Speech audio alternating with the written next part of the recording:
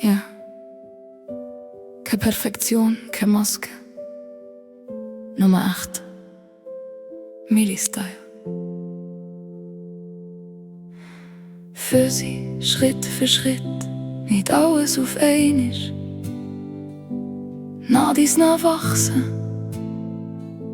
auch wenn's grad steinig ist. Du musst nicht bretschen, nicht gegen dich gehen. Du darfst einfach sein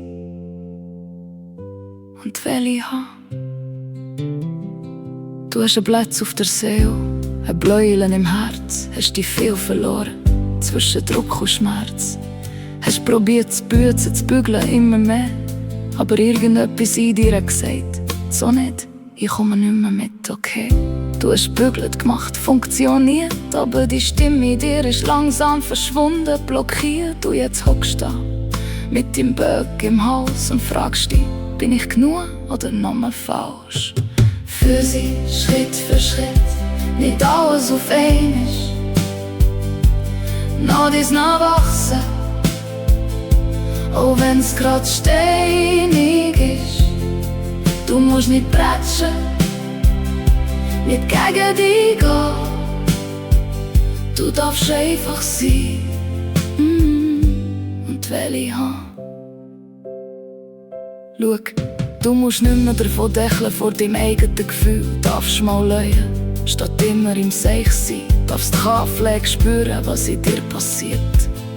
Statt dass du dich selber immer wieder verlierst. Kein Geheu, keine Morerei mehr im Kopf, kein ich sollte anders sein. Das bringt dich nie her.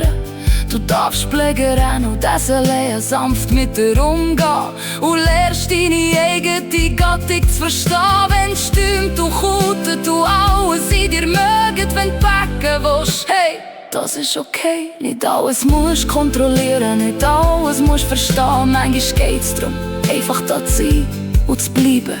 Ja, backelhärig, vielleicht, aber echt. Verkürzt, ja, aber lebendig. Du bist kein Projekt, du bist ein Mensch. Für sie Schritt für Schritt, nicht alles auf einmal. Nach dies nach wachsen, auch wenn's grad steinig ist.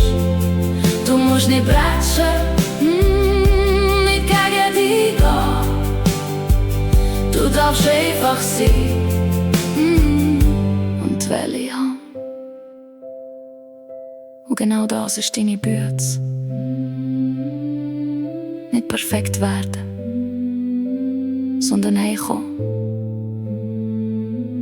zu dir.